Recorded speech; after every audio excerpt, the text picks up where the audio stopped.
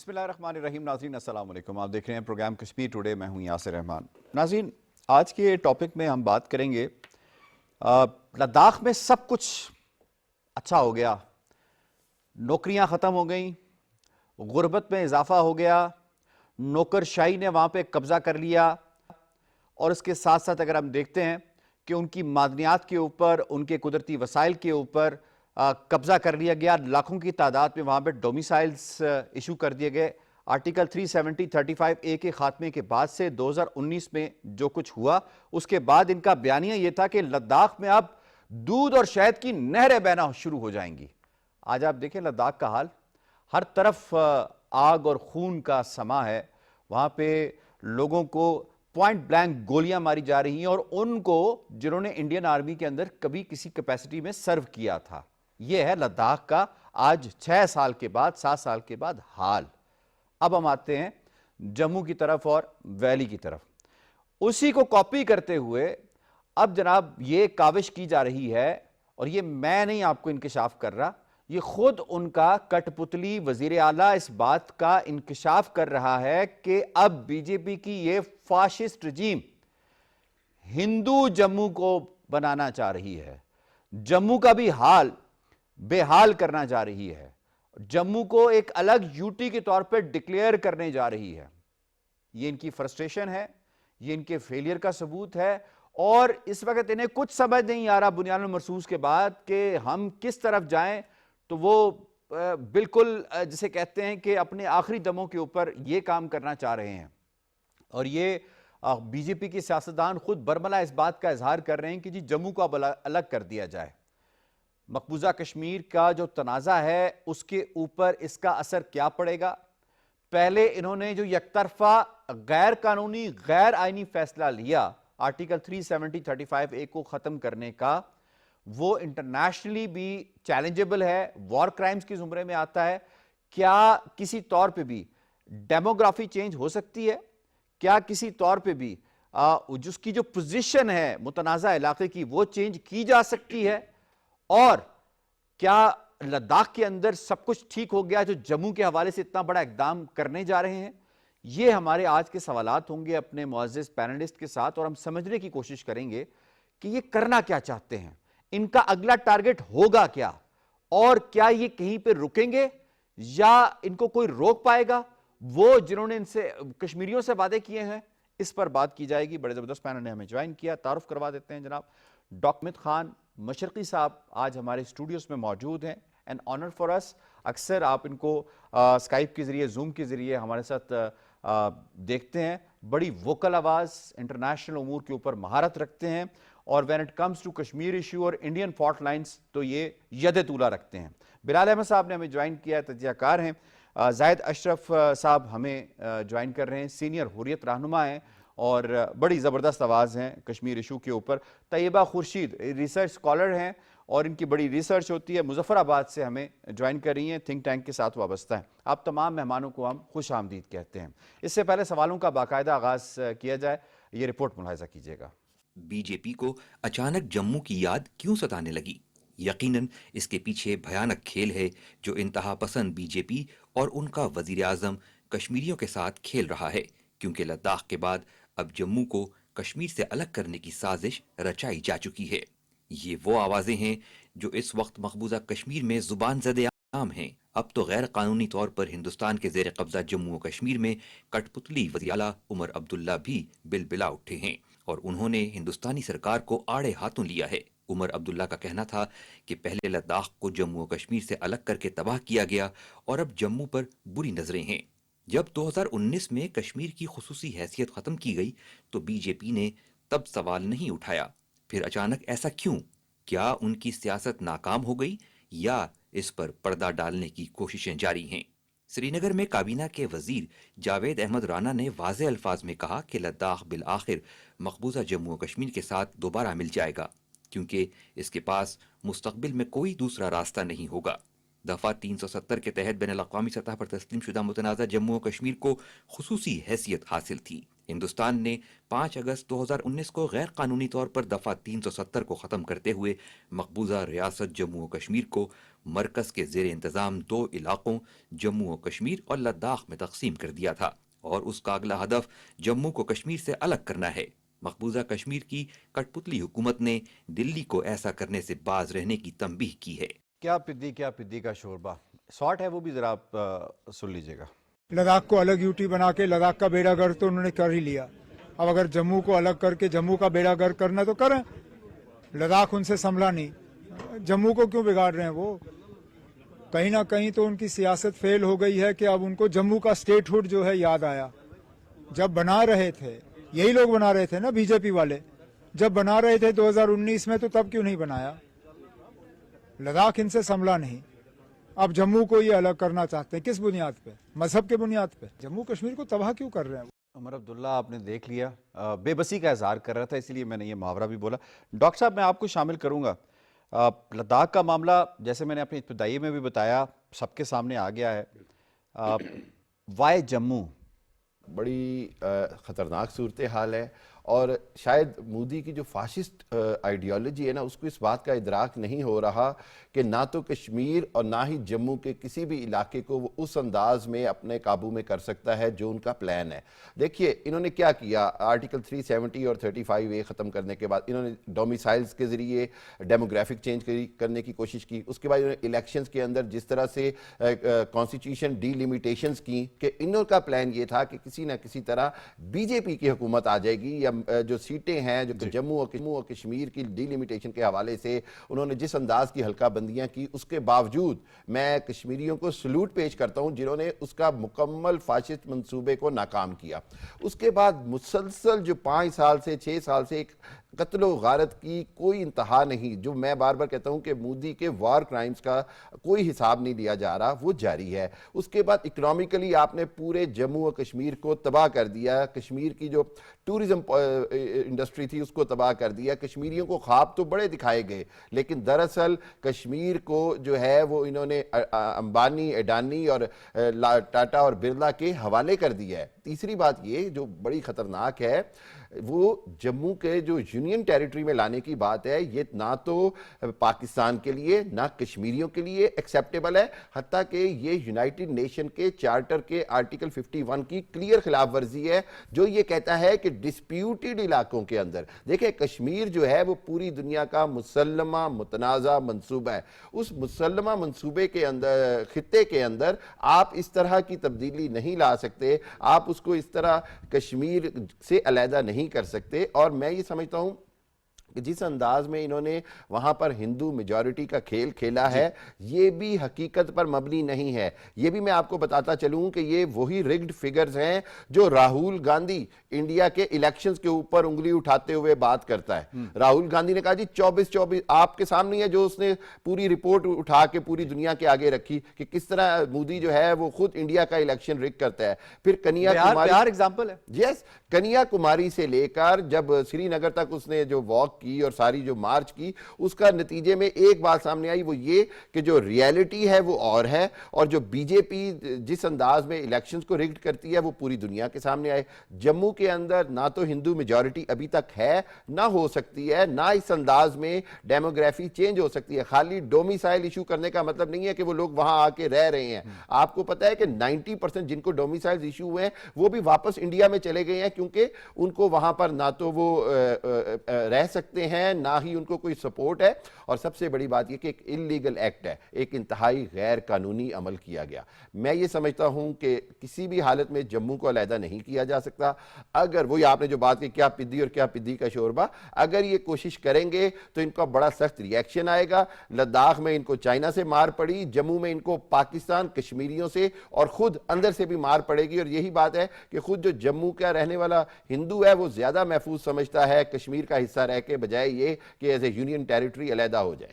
صحیح ہو گیا۔ زاہد اشرف صاحب ذرا فرمائیے گا کہ مذہب کی بنیاد پر کشمیر کی تاریخ ہے، کہتے ہیں 5000 سال سے پرانی تاریخ ہے، کبھی کشمیر مذہب کی بنیاد پر تقسیم ہوا ہے؟ جو صورتحال یہ بنا رہے ہیں کہ اور کچھ بن نہیں پا رہا، تو کمیونل بیسس کے اوپر اس کو الگ کر دیا جائے، یعنی لداخ کو الگ کر دیا، اس کے اندر لیہ اور کارگل جو ہے اس کے اندر دیکھیں تقسیم، اور یہ ابھی جموں کا جو ہے وہ کہ ہندو کو ایک الگ کر کے، یہ میسج کیا دینا چاہتے ہیں؟ جس طرح آپ نے کارگل کے ذکر کیے ہیں، لیہ کے ذکر کیے ہیں، پچھلی بار آپ دیکھیں وہاں کس طرح کا ریئیکشن ان کو دیکھنے کو ملا، وہاں بی جے پی کے آفس انہوں نے جلا دیے لوگوں نے، کیونکہ ان کو دھوکہ دیا گیا لداخ کے لوگوں کو، پہلے ہل کونسل کے نام پہ، پھر اصل میں اس وقت ہندوستانی جو گورنمنٹ ہیں، خاص کر یہ جو مودی کے سرکار ہیں، ان کو فرسٹریشن ہے، ان کو کچھ سمجھ نہیں آ رہی ہیں اور یہ الجھانا چاہتے ہیں کشمیر کو، کشمیری لوگوں کو آپس میں لڑانا چاہتے ہیں۔ دوسری بات یہ ہے کہ آپ جموں کی آپ بات کر رہے ہیں، جموں میں بالکل ہندو ہی نہیں رہتے ہیں، وہاں مسلم رہتے ہیں، البتہ ان کی کوشش ہے 60-40 ہے شاید۔ جی جی، یہ جو ویلی سے لوگ گئے ہیں انہوں نے وہاں مختلف علاقوں میں جو گجر نگر ہے وہاں زمینیں، البتہ ان کو اب ستایا جا رہا ہے بی جے پی کے ایک پالیسی کے تحت، ان کو وہاں جن نے گھر خریدے ہیں پچھلے دنوں بھی وہاں ان کو کہتے ہیں کہ آپ یہاں نہیں رہ سکتے ہیں، تو ایک ان کی ایک سازش ہے، اس میں یہ کبھی کامیاب نہیں ہوئی ہے۔ جس طرح 90 میں انہوں نے کوشش کی ہے کہ مذہب کے بنیاد پہ کشمیری پنڈتوں کو کشمیر سے نکالا ہے، ان کو جموں لایا ہے، تو ان کو اس وقت یہ غرض تھا کہ کشمیر کو ہم بلڈوز کریں گے اس وقت کے گورنر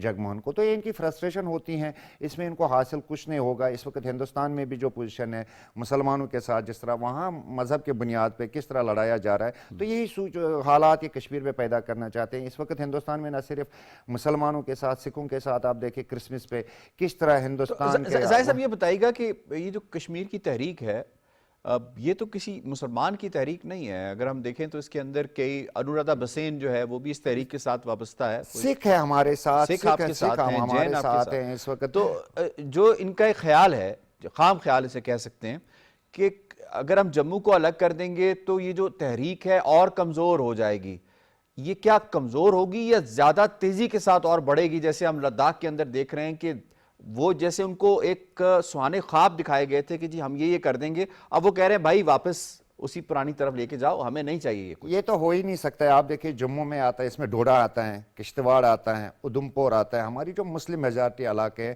خاص کر جموں میں ہمارے ساتھ سکھ ہیں، جیل میں ہیں اس وقت، ہمارے گیلانی صاحب کے بڑے نزدیک رہے ہیں، سکھوں کا وہاں سپورٹ ہے، حتیٰ کہ ہندو ہیں ہمارے ساتھ وہاں، تو یہ ان کی ایک فرسٹریشن ہے، اس میں کبھی کامیاب نہیں ہوگی، البتہ یہ الجھانا چاہتے ہیں کشمیریوں کو آپس میں۔ جو تو جموں کا ڈوگرا جو ہے وہ بھی تو خوش نہیں ہے ان کی پالیسی سے۔ دیکھیں جموں کا جو ڈوگرا ہے اس کا سارا بزنس ویلی کے ساتھ وابستہ ہے، جب انہوں نے 2019 کے بعد سب سے زیادہ ریئیکشن ان کو جموں میں دیکھنے کو ملا ہے۔ اب یہ نہیں جس طرح یہ کہہ رہے ہیں وہاں وہ روندہ رہنا ہے، سارے وہاں شدت پسند نہیں ہے، وہاں جو جموں کا ڈوگرا جو ہے اس کا سارا بزنس، اس کا سارا جو ہے ویلی کے ساتھ وابستہ ہے، اور وہ سوال ہی پیدا نہیں ہوتا ہے۔ انہوں نے سب سے زیادہ ریئیکٹ کیا ہے جب انہوں نے 2019 میں کیا ہے وہ دفعہ 370 اور 35 کو، سب سے زیادہ نقصان جموں کو ہی ہوا ہے۔ اب یہ ایک بنا رہے ہیں، شوشہ بنا رہے ہیں، فرسٹریشن ہے، بنیان و مرصوص کے بعد ان کو جو مار پڑی ہے، اس کے بعد ان کو قوم کو، یہ ہندوستانی عوام کو بس صرف الجھانے کی کوشش کی جا رہی ہے۔ اب دیکھیں پہلے بھی انہوں نے ڈیموگرافی کے نام پہ جو اسلام آباد علاقہ ہے نا تھا، اس کو پنچ کے ساتھ ملانے کی کوشش کی ہے۔ یہ کہ ان کی فرسٹریشن ہے، اس میں کبھی کامیاب نہیں ہوں گے، اس میں ان کو ریئیکشن زیادہ دیکھنے کو ملے گا انشاءاللہ، جس طرح ان کو لداخ میں دیکھنے کو ملا، کیونکہ وہاں آپ دیکھیں کارگل میں، لیہ میں، پھر جب لوگ تانگ آ گئے انہوں نے بی جے پی کے آفسز جلا دیے وہاں، اب تو یہ جا ہی نہیں سکتے ہیں وہاں لداخ میں ان کو، تو اب ان کو جموں میں یہ صرف معاملات کو الجھانے کی کوشش کی جا رہی ہیں، دنیا کو دھوکہ دینے کی کوشش کی جا رہی ہیں، اور اس میں کچھ حاصل نہیں ہوگا، یہ ہو ہی نہیں سکتا۔ آپ دیکھیں جموں کیسے بن سکتا ہے؟ اب عمر عبداللہ یا محبوبہ وہاں ہیں کشمیر میں، انہوں نے اس پہ بڑا ریئیکٹ کیا، اور خاص کر جموں کا ڈوگرا ہے، اس پہ عمر اور محبوبہ کیا کر لیں گے؟ انہوں نے کیا کر لیا؟ 370 35 ختم ہو گیا۔ انہوں نے تو کہا وہ جو ان کا را کا ایکس چیف تھا، اس نے جو بعد میں انکشاف کیا، اس نے کہا کہ فاروق عبداللہ نے کہا کہ کوئی نہیں، ہم آپ کے ساتھ ہیں اس معاملے میں، بعد میں وہ تو ریکارڈ پہ موجود ہے۔ آپ دیکھیں ان کو اقتدار کے معاملے مسائل ہوتے ہیں، فاروق عبداللہ کو یہ پتا تھا شاید مجھ سے مشورہ کیا جائے گا، البتہ مودی اتنا کچا نہیں ہے، وہ انتہائی چانکیاں کا فالوور ہیں پکا، انہوں نے ان کو شیشے میں اتارا ہے۔ پھر ان کو آج دیکھیں نا، آج یہ خود رو رہے ہیں وہاں ان کا گورنر کے ساتھ، یہ تو کہہ رہے ہیں میری حیثیت تحصیلدار کی بھی نہیں ہے عمر عبداللہ، ان کو تو سارا کچھ وہاں جو لیفٹیننٹ گورنر ہیں وہ سارا چلاتے ہیں۔ تو ان کو ایک بار دیکھیں فرسٹریشن، یہ جو عمر عبداللہ ہیں ان کے لویا یا فاروق عبداللہ، اب تو یہ چلاتے ہیں کہ ہمیں ہندوستان نے ذلیل کر دیا۔ تو یہ دیکھیں مکارانہ پالیسی جو مودی کی ہے، بی جے پی کی ہے، یہ زیادہ دیر نہیں چلتی ہے، زیادہ دیر نہیں چلے گی، کیونکہ انہوں نے دنیا کے ساتھ بھی یہ کیا کہ ہمارے ساتھ تو یہی کرتے ہیں، البتہ اس کا ان کو اس کے نتائج جو ہیں ان کے کبھی اچھے ثابت نہیں ہوئے، لداخ میں نہیں ہوئے، کارگل میں نہیں ہوئے، انشاءاللہ جموں میں بھی نہیں ہوں گے۔ اور جموں کے لوگ، میں طیبہ آپ کو انوالو کروں گی، یہ بتائیے گا کہ آپ کا ریسرچ انالیسس کیا کہتا ہے کہ جموں کو الگ کرنے کے بعد اس کی جو متنازع حیثیت ہے مقبوضہ کشمیر کی، اس پہ یہ کتنا فرق ڈال سکتے ہیں؟ اور دوسرا یہ بتائیے گا کہ کیا جموں وال جو ہے یا جموں کا رہنے والا ہے، چاہے وہ ڈوگرا ہو، جیسے سکھ ہو یا مسلمان ہو، اس نے لداخ کا حال نہیں دیکھے؟ پچھلے 7 سالوں میں لداخ کے چیچڑے اڑا کے رکھ دیے انہوں نے. جب انڈیا نے کشمیر کا اسپیشل سٹیٹس بھی ختم کر دیا، لیکن دنیا آج بھی کشمیر کو، مقبوضہ کشمیر کو ایک متنازع علاقہ ہی تسلیم کرتی ہے، اور اسی لیے ان کے یہ جو بھی ایفرٹس ہیں، چاہے وہ پولیٹیکل ایجنڈاز کو اچیو کرنے کے لیے ہوں، اس کا کشمیر کی متنازع حیثیت پہ کوئی بھی اثر نہیں پڑے گا. اور لداخ کی سچویشن جو ہے وہ جموں اور کشمیر کے سامنے ہے، اور لداخ میں ہم نے دیکھا کہ ان کے سوشل ایکٹیوسٹ جو ہیں سونم وانچک، ان کو بھی جو ہے وہ گرفتار کر دیا گیا ہے، جب ان نے یہ تمام جو وعدے نریندر مودی کی گورنمنٹ نے کیے تھے لداخ کے لوگوں کے ساتھ کہ انہیں ایک اسپیشل سٹیٹس دیا جائے گا، لیکن اس کے بعد وہاں کی اصلیت جو ہے وہ کیا ہے کہ نہ ان کے نوجوانوں کو جابس دی گئی، ان کی بزنسز کو ختم کیا گیا، اور جو 26% ان کا ان امپلائمنٹ ریٹ ہے اس وقت، جو خود یہ گورنمنٹ مانتی ہے. ویسے تو یہ 30% سے اوپر ہے جی لداخ کے اندر اس وقت. بالکل ایسا ہی ہے، بالکل. اور لداخ کی سچویشن کو دیکھتے ہوئے اسی لیے ہم دیکھ رہے ہیں کہ یہ اسٹرانگ جو ہے وہ ریاکشن آ رہا ہے. عمر عبداللہ نے بھی اس کے اوپر ایک اسٹرانگ رسپانس دیا ہے، although you are very right کہ وہ کیا نہیں کر سکتے ہیں بی جے پی گورنمنٹ کے سامنے، لیکن وہ ایک اسٹرانگ رسپانس دے رہے ہیں کیونکہ یہ جموں کے لوگ آلریڈی سچویشن دیکھ چکے ہیں کہ جو وعدے کیا لداخ میں کیے گئے تھے وہ پورے کیے گئے، بالکل بھی نہیں کیے گئے. اور وہی سچویشن جو ہے جموں کے ساتھ بھی یہ کرنا چاہتے ہیں. اس لیے یہ بالکل ایکسیپٹ نہیں ہے، نہ صرف جموں اور کشمیر کے لوگوں کے لیے بلکہ پاکستان جو ہے وہ بھی اس کا ایک اسٹرانگ ریاکشن دے گا. ہم ڈپلومیٹکلی جو ہے آلریڈی اپنے کنسرنز جو ہیں وہ دنیا کے سامنے رکھتے رہے ہیں، اور کیونکہ لاسٹ ایئر ہم نے یو این سیکیورٹی کاؤنسل میں ہم ایک آبزرور کی سٹیٹس بھی ہم وہاں پہ تھے، ہم نے وہاں پہ بھی ریز کیا یہ ایشو، کیونکہ انڈیا جو ہے وہ ڈیموگرافک انجینئرنگ کر رہا ہے، اور جو یونائٹڈ نیشنز میں کشمیر کا سٹیٹس ہے وہ کبھی بھی چینج نہیں ہوگا. وہ ایک ڈسپیوٹڈ ٹیریٹری ہے، اور اس کا ریزولوشن وہی ہے کہ کشمیری لوگ خود ڈیسائیڈ کریں کہ ان کا فیوچر کیا ہوگا. اور یہ پولیٹیکل انجینئرنگ اور یہ جو موٹیوز اور ہر کچھ عرصے کے بعد ایک نئی ڈیبیٹ جنریٹ کر دینا مقبوضہ کشمیر میں، یہ انڈین موٹیوز اس سے وہ حاصل نہیں کر سکیں گے. صحیح ہے. بلال صاحب، انہوں نے نارملسی کا جو بیانیہ ہے اس کو بنایا اور اس کے بعد پھر اس کو بیچا اور خوب بیچا، اور ہم نے یہ دیکھا کہ اس کو خریدنے والا کوئی بھی نہیں تھا ماں سوائے اس کاؤ بیلٹ کے جو کہ آپ کو نارتھ انڈیا کے اندر نظر آتی ہے. تو آپ کیا سمجھتے ہیں کہ یہ جو بیانیہ ابھی بنانے کی کوشش کر رہے ہیں کہ جی جموں کا بھی حال بڑا برا ہے تو اس کا بھی حال بہت اچھا کر دیں گے ہم، جیسے کہ ہم نے لداخ کا حال کر دیا ہے، بائے کرے گا کوئی بھی اس کو؟ دیکھیں یاسر صاحب، یہ کوئی پہلی دفعہ بھارتی حکومت نہیں کر رہی ہے. آپ اگر اس کہانی کا آغاز 47 سے دیکھیں تو اس وقت بھی مسلم جو اکثریتی آبادی تھی اس کو اقلیت میں بدلنے کی کوشش کی گئی.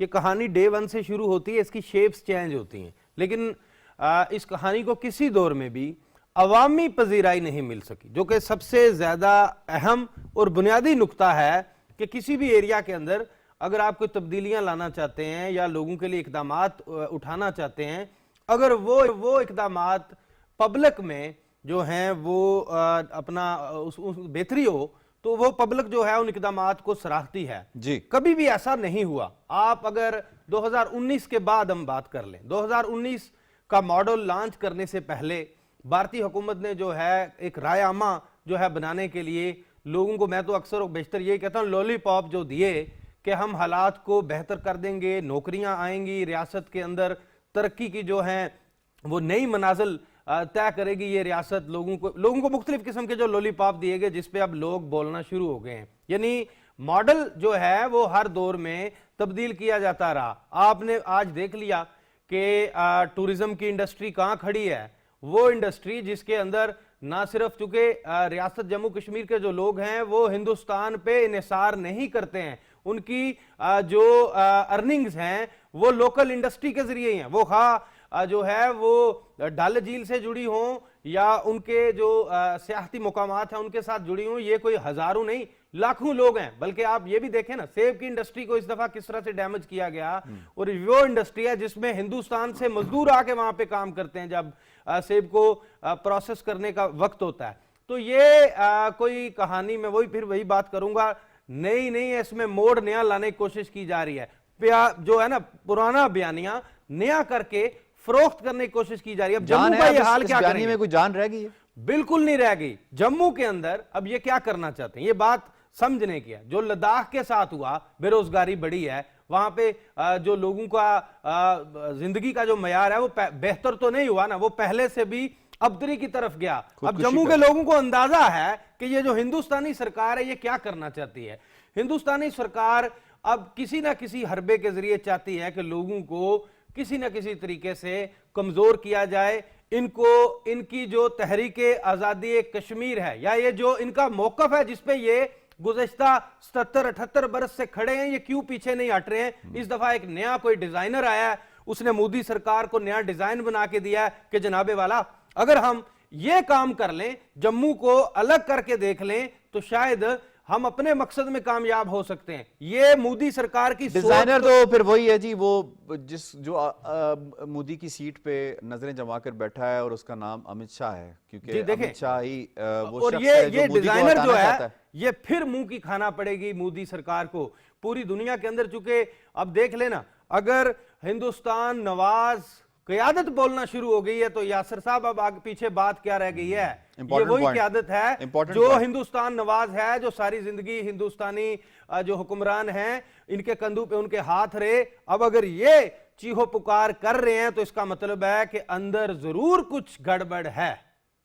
گڑبڑ دیکھیے آگے کیا ہوتا ہے. لیکن دال میں کچھ کالا، پوری دال ہی کالی ہے یہاں پہ. تو ٹھیک ہو ڈاکٹر صاحب، میں جنیوا کنونشن پڑھا تھا تو اس میں اس کا آرٹیکل 49 ہے جو یہ کہتا ہے کہ اب مذہب کی بنیاد پر اور آبادی کی بنیاد پر کسی قسم کا کوئی تقسیم ایسے متنازع علاقے کے اندر نہیں کر سکتے. اگر آپ کریں گے تو پھر آپ اپنے آپ کو ایکسپوز کریں گے ٹوورڈز وار کرائمز اور ان معاملات پہ. تھوڑا سا ذرا بتائیے گا کہ کس قدر انٹرنیشنلی ہندوستان اس وقت تک جتنے بھی اقدامات اس نے لیے ہیں، بالخصوص 2019 کے بعد سے اس نے انٹرنیشنل لاز کی، کنونشنز کی کھلی وائلیشنز کی ہیں، اور اس کی کانسیکوینسز کیا کیا ہو سکتے ہیں؟ بالکل، دیکھیے بات یہ ہے کہ میں بار بار یہ کہتا ہوں کہ انڈیا اور مودی سرکار نے جس انداز میں 2019 کو جو اقدام کیا وہ اتنا غیر قانونی اقدام ہے کہ پوری دنیا، یورپی union, Amnesty international, United nation اور دنیا کے جتنے بھی ادارے ہیں وہ بڑا واضح طور پر یہ بات کہہ چکے ہیں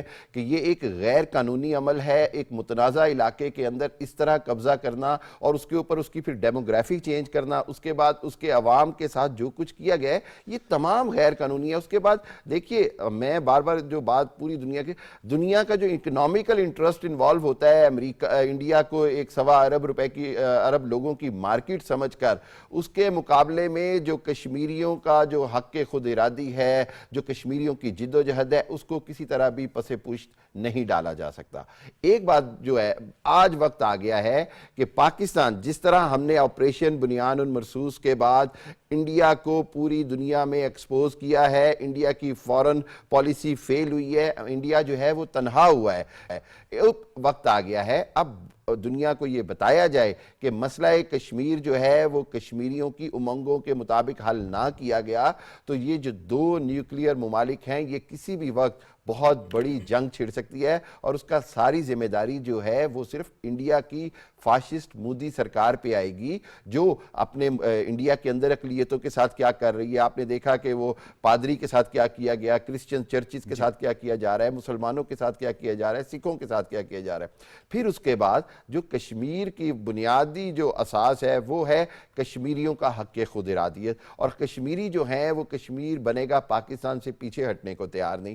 کشمیری جو ہے وہ کسی بھی حالت میں انڈیا کی کالونی بننے کو تیار نہیں. کشمیریوں نے لاکھوں قربانیاں دیں، بیٹیوں بہنوں نے عزتیں لٹائیں، اپنے گھر والوں کی جانیں دیں. بچے آج 5000 سے زائد انڈر ایج بچے جو ہیں وہ کسی نہ کسی انداز میں انڈین ڈیٹینشن میں ہیں. یہ سارے وہ فگرز ہیں جو میرا خیال ہے دنیا کی تمام انسانی حقوق کی تنظیمیں جو ہیں وہ دیکھتی ہیں، جانتی ہیں. ایمنسٹی انٹرنیشنل کا دہلی میں آفس بند کر دیا جاتا ہے اس لیے کہ وہ انسانی حقوق کی بات کرتی ہے. ہے. ہیومن رائٹ واچ کو سری نگر جانے نہیں دیا جاتا کیونکہ وہ انڈیا کی حقیقت ایکسپوز کرتی ہے.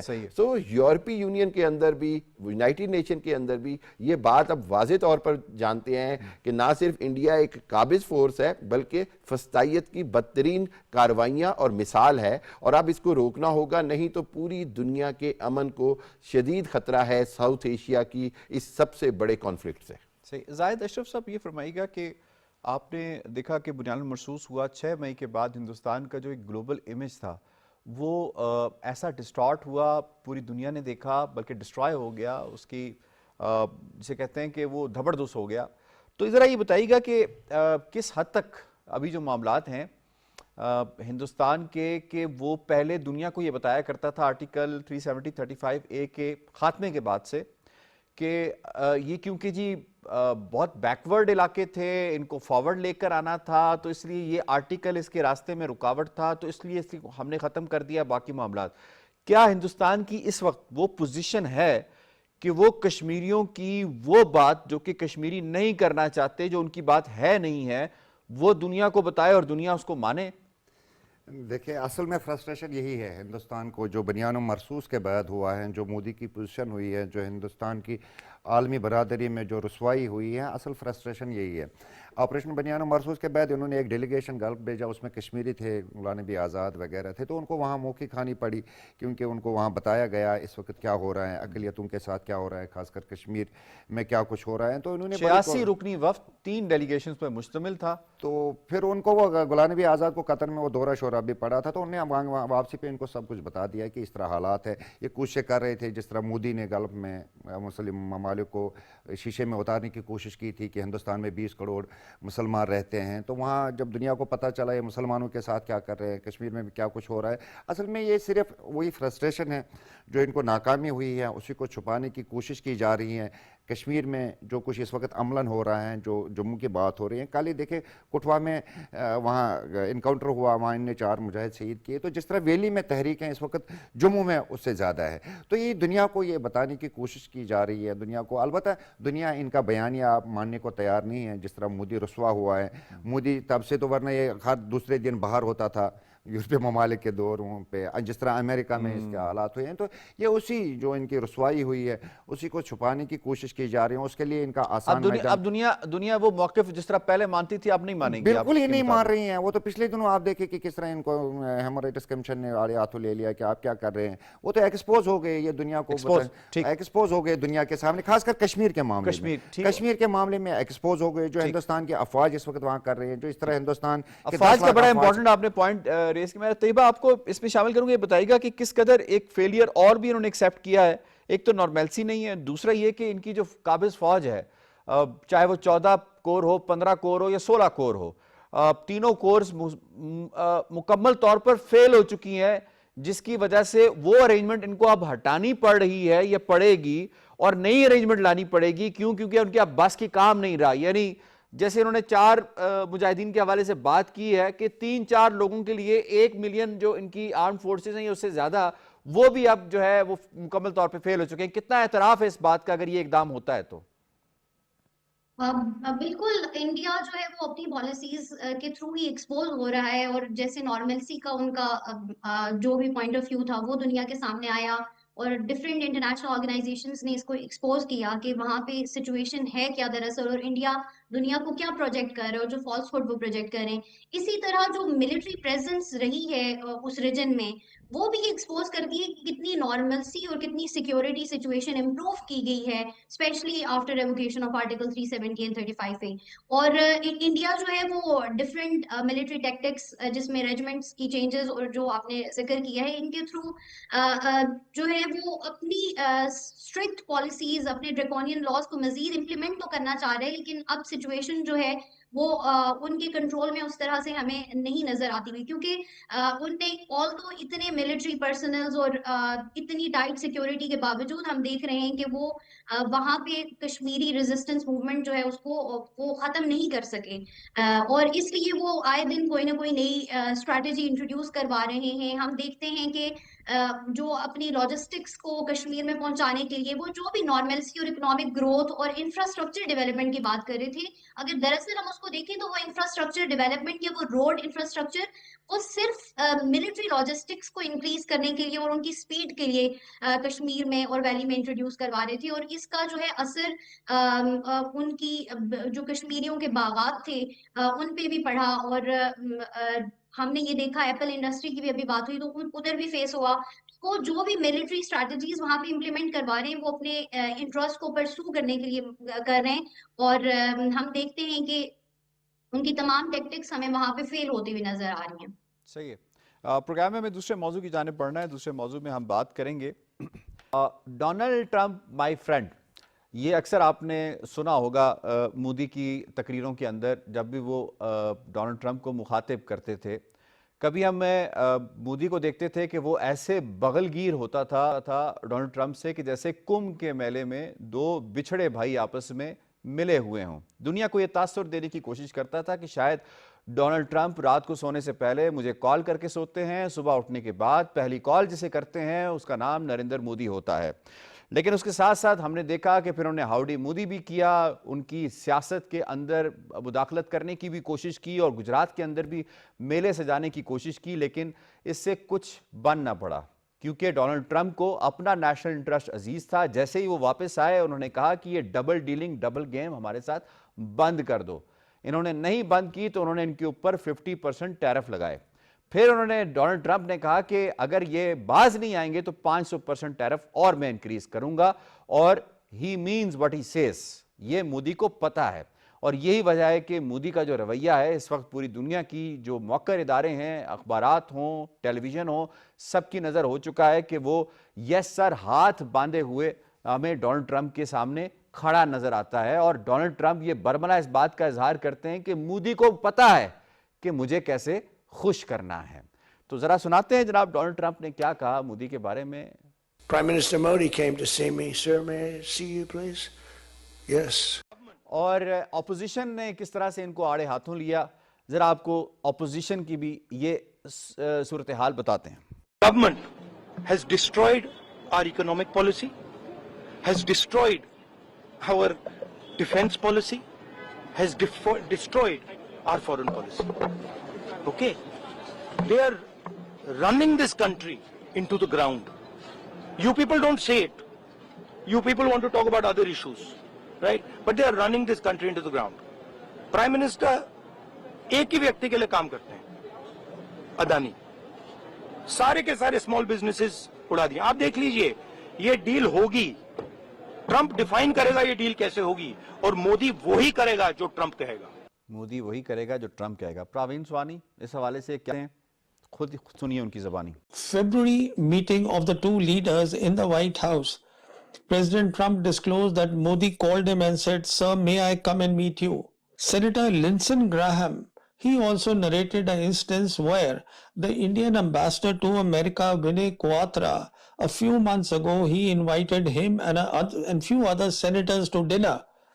And according to Graham, all that Quatra said that evening was that please go and tell President Trump that India now is buying less oil from Russia. Modi government had hired a US lobby firm, and this has never happened before, a US lobby firm to fix the appointments of Indian officials, perhaps ministers, with the top officials of the Trump administration. Doctor صاحب وشو گرو کا یہ حال ہے کہ please sir میں آئی سی you اور لابیس فرم کو higher کرنا. تھوڑا ہمارے ناظرین کو بتائیے گا اس وقت انڈیا کہاں پہ کھڑا ہے. دیکھیے یہی وہ مودی تھا جو اب کی بار ٹرمپ سرکار تھا، اور اب ٹرمپ جو ہے وہ اس کے لیے ایک ڈراؤنا خواب بنا ہوا ہے.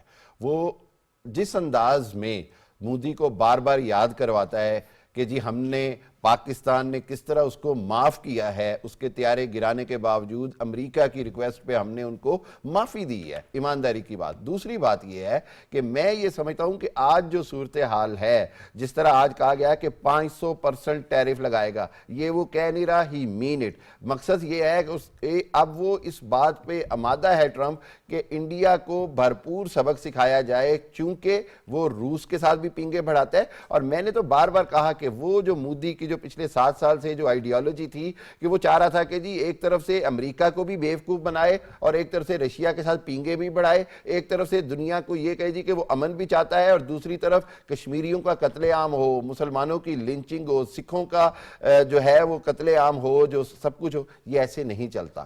دنیا کو مودی کا حقیقت کا چہرہ نظر آیا. اس کے بعد ٹرمپ کو یہ سمجھ آ گیا کہ یہ جو مودی سرکار ہے یہ ایک منافقت, ہپوکریسی کی ایک اعلیٰ ترین مثال ہے. اس کے نتیجے میں اب جو کچھ ٹرمپ کر رہا ہے اور جو کچھ مودی کے ساتھ لوک سبھا میں ہو رہا ہے, چاہے وہ راہل گاندھی کی تقریریں ہوں, چاہے وہ پرینکا گاندھی ہو, چاہے وہ سدھینا ویسی ہوں اور دوسرے لوگ ہوں, اس سب کو اگر آپ غور سے دیکھیں تو ایک بات بڑی کلیئر ہے, وہ یہ ہے کہ مودی سرکار انتہائی مشکل میں ہے.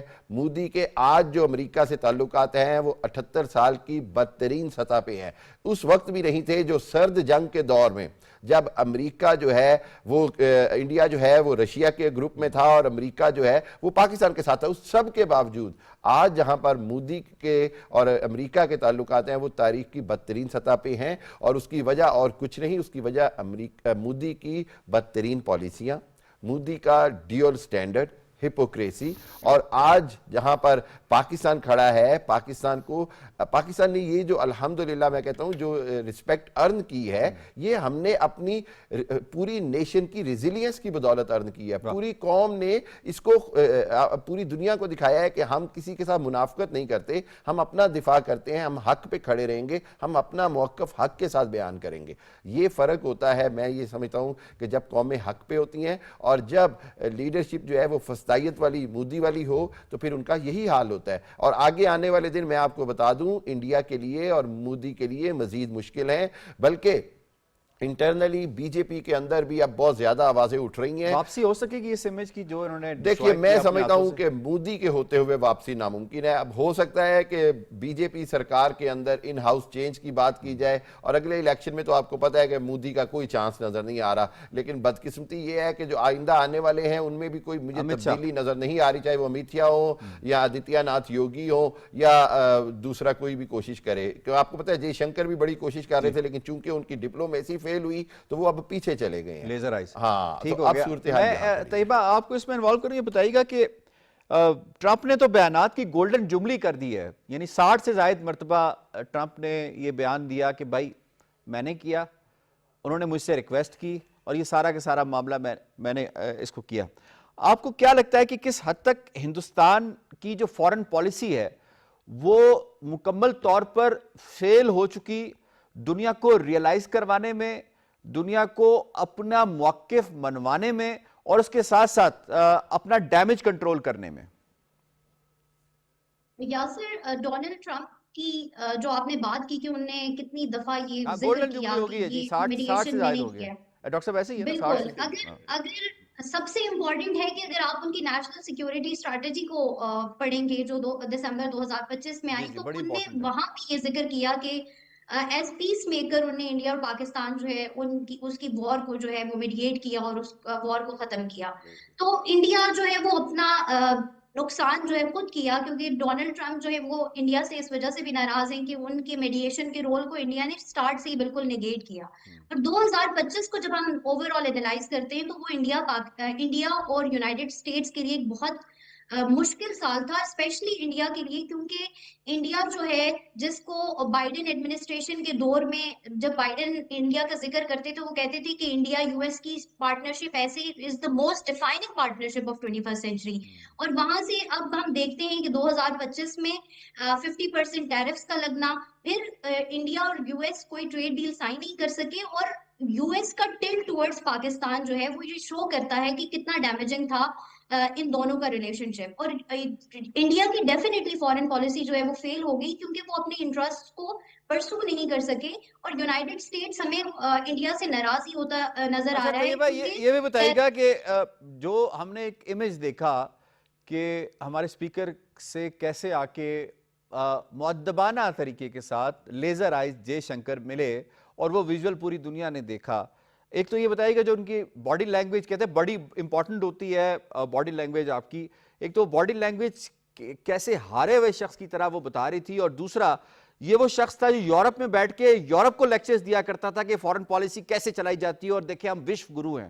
किस हद तक यूरोप ने भी समझ लिया कि भाई कोई विश्व गुरु नहीं है, ये बबल था, बबल में से हवा निकल गई है, गुब्बारे में से? बिल्कुल, यूरोप ने भी समझ लिया, और मैं यही बात कर रही थी कि जो स्ट्रेटेजिक ऑटोनॉमी का प्रचार इंडिया करता आया है अपनी फॉरेन पॉलिसी में, India has failed to maintain its strategic autonomy, क्योंकि आप दो ग्रेट पावर्स के बीच में आप एक तरफ रशिया से ऑयल बाय कर रही हैं, दूसरी तरफ आप यूनाइटेड स्टेट्स से अपनी स्ट्रेटेजिक पार्टनरशिप मेंटेन करने की कोशिश कर रही हैं। ये मुश्किल है, ये रियल पॉलिटिक्स में एक डिफिकल्ट सिचुएशन होती है किसी भी स्टेट के लिए, और India has failed to achieve that balance between US और रशिया। और इसीलिए हम देखते हैं कि चाहे वो इंडिया पाकिस्तान की वॉर हो, चाहे वो रशिया यूक्रेन वॉर हो, इंडिया जो है वो अपने ऑब्जेक्टिव्स को दुनिया के सामने जैसे बयान करता आया है, और जिस तरह से एक स्ट्रॉन्ग रीजनल हेजमोन को अपने आप को प्रेजेंट करता है, वो अपनी पॉलिसीज के थ्रू फेल हो चुका है। और यही वजह है कि यूनाइटेड स्टेट्स जो है उसकी रिस्ट्रिक्शंस जो है वो मजीद टफ होती जा रही हैं, और जो भी पॉलिसी एनालिस्ट हैं वो यही कहते हैं कि 2026 भी इंडिया और यूनाइटेड स्टेट्स के लिए एक डिफिकल्ट ईयर होगा। डिफिकल्ट ईयर होगा, ठीक है। क्योंकि बिलाल साहब जरा फरमाइएगा, अभी जितने भी हम सूरत हाल देखें तो जो डोनाल्ड ट्रंप ने कहा, हमने देखा कि मोदी ने वो किया, और मोदी ने उसके ऊपर चूं भी नहीं की, कोई ऐसा बयान नहीं दिया। अभी तक मोदी से उसकी अपोजिशन पूछ रही है कि भाई किधर हो, छुप गए हो, बयान तो दो, कोई बात तो करो। किस हद तक आप समझते हैं कि मोदी के लिए अपना नेशनल इंटरेस्ट जो है वो गैर अहम है, और मोदी वही करेगा जो उसे कहा जाएगा? देखें, अभी तक तो मोदी परेशान हैं। ये टैरिफ जो इशू है, एक तो 50% टैरिफ लगने के बाद जो भारतीय बरामदात हैं वो ना सिर्फ बुरे तरीके से अमेरिका के अंदर गिरी हैं, बल्कि वहाँ पे खरीदार ख़त्म हो गया है। अब जो भारतीय बरामदात का जो खरीदार था 4 आइटम्स का, जिसमें आप लेदर है, जिसमें समुद्री खुराक है, 2 दीगर जो आइटम्स शामिल थे। आईटी सबसे बड़ी, जी हाँ, वो आईटी चूंकि वो अलग से। अब हुआ ये कि ये जो 4 आइटम स्पेशल तैयार होते थे भारत के मुख्तलिफ इंडस्ट्रियल जोन्स में 3 रियासतों के अंदर, वहां पे एक तो वो इंडस्ट्री बंद होने के करीब आ गई। और अगर हम 2024-25 के माली साल का मुआवजा करें तो 86.5 बिलियन डॉलर्स की सिर्फ जो भारत ने ये बरामदात की। अब आप इससे अंदाजा लगाइए कि 50% टैरिफ के बाद खरीदार जो है वो भारतीय एशिया से मूव होके चला गया बांग्लादेश की तरफ, मैक्सिको की तरफ, और एक और किसी मुल्क की जो बरामदात वहां पे जा रही हैं। यानी एक तरफ तो ये बहुत बड़ा झटका था, ये सिर्फ बराह रास्त जो चीजें बन के जा रही थी इंडस्ट्रियों से निकलकर, उन पे टैरिफ के बाद ये हुआ। अगर 500% टैरिफ लग जाता है तो फिर भारत कहां खड़ा होगा? अब भारत को चूंकि जैसे इकोनॉमी उसकी डिस्टर्ब होना शुरू हो गई है, भारत को तो अपनी पड़ गई है कि हम अब जो हमारी इकोनॉमी कहां होगी, जीडीपी चूंकि उनकी रेटिंग मुतासर होने का खतरा हो। भारत तो अब एक नए मसले का शिकार होता जा रहा है कि जो भारत के अंदर बेरोजगारी है पहले से बहुत थी, अब वो बढ़ना शुरू हो गई है। अगर वो ट्रंप की बात नहीं मानते, जैसे रशियन तेल का मामला बढ़ रहा है, तो फिर आप अंदाजा कर लीजिए कि भारत कहां खड़ा होगा, भारत के अंदर मोदी कहां खड़ा होगा। मोदी की चूंकि अब सिचुएशन पहले वाली नहीं रही है। 56 इंच की छाती वाला मोदी किधर गया? देखें, मोदी ने कहां जाना है। मोदी अब चूंकि ये टैरिफ जो मामला है यही ले डूबा।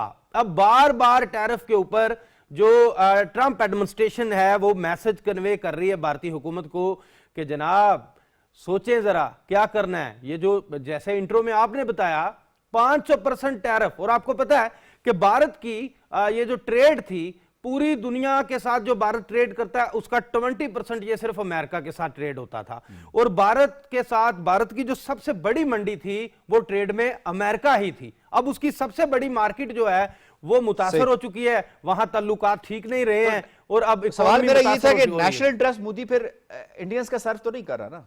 देखें, वो तो ट्रंप का सर्व कर रहा है, ये जिसका भी ऐसा ही है। पावरफुल है उसका सर्व कर रहा है वो। ऐसा ही है, जैसे आपने कहा वो बात ही नहीं कर रहा, बोल ही नहीं पा रहा, अपना मौकफ ही नहीं दे पा रहा अपनी नेशन का, अपनी हुकूमत का, तो फिर कहां गया नेशनल इंटरेस्ट? वो ही होगा एंड पे जो ट्रंप एडमिनिस्ट्रेशन चाहेगी, जैसे कि राहुल गांधी ने कहा। अच्छा जी, इसमें मैं शामिल करता हूं जाहिद साहब, ये फरमाइएगा कि कश्मीरी सारी सूरत हाल को देख रहे हैं, क्योंकि कश्मीरियों ने तो उस वक्त ये बीड़ा उठाया था कि जब हिंदुस्तान निस्बतन मजबूत मुल्क तस्वुर किया जाता था दुनिया की निगाहों के अंदर, और निस्बतन जो उसने अपनी छवि बनाई हुई थी कि हम दुनिया की सबसे बड़ी डेमोक्रेसी हैं, दुनिया में सबसे बड़ी इस वक्त जो है हमारी इकॉनमी बनने जा रही है और हम विश्व गुरु बन चुके हैं, मेड इन इंडिया कर चुके हैं, लेकिन कश्मीरियों ने इस बात को नहीं माना। दुनिया किस हद तक अब मान रही है इस चीज़ को?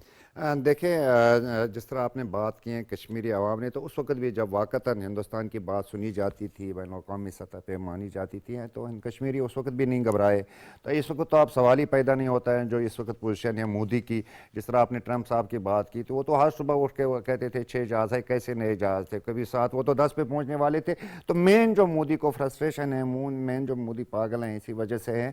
तो अल्हम्दुलिल्लाह कश्मीरी अवाम ने उस वक्त भी, जब हिंदुस्तान की पोजीशन अच्छी थी, उस वक्त भी गिव अप नहीं किया। तो अब तो सवाल ही पैदा नहीं होता है। कश्मीरी जो अपनी इस जद्दोजहद के साथ, इस तरह हमारे हिंदुस्तान ने इंतहाई कोशिश की, जेल बड़े पड़े हैं कश्मीरी नौजवानों से, कश्मीरी क़यादत से, तो घबराए नहीं। तो इंशाल्लाह कश्मीरी घबराएगा भी नहीं। और बहनों, अब हमारी बात सुनी भी जाती है क्योंकि दुनिया ने देख लिया कश्मीर में क्या कुछ हो रहा है, हिंदुस्तान में क्या कुछ हो रहा है। जो मोदी, ये कोई गुजरात तो नहीं है ना, हिंदुस्तान की पॉलिसी चलानी है, अब बैनुल-अक़वामी पॉलिसी है, इस पर अपने आप को मनवाना है। क्योंकि मोदी में इतनी कैपेसिटी है ही नहीं। एक कातिल था, इसको वही अमेरिका है जिसने उसको जो वीज़ा नहीं देते थे, ये मनमोहन सिंह ने एक हिंदुस्तान की जो इकानमी उसको आगे लाए थे, तो इसने तो बर्बाद कर दिया। ना सिर्फ हिंदुस्तान को, पूरी दुनिया में इसने हिंदुस्तान का बेड़ा गर्क करके रख दिया। अलबत्ता जहाँ तक कश्मीर की बात है, अब हमारी बात सुनी जाती है, इंशाल्लाह वो वक्त दूर नहीं जब कश्मीरी अवाम के हक को तस्लीम किया जाएगा, बैनुल-अक़वामी सतह पे तस्लीम किया जाएगा और हमें हक मिलेगा। ठीक, आपका पॉइंट आ गया। I have to find up. मुझे शुक्रिया अदा करना है अपने तमाम मुअज़्ज़ज़ मेहमानों का। आज के प्रोग्राम से तज्ज़िया, तबसरा और शॉर्ट्स और रिपोर्ट आपने मुलाहिज़ा की। प्रोग्राम कश्मीर टुडे से इतना ही। यासिर रहमान को दीजिए इजाज़त। अल्लाह निगहबान।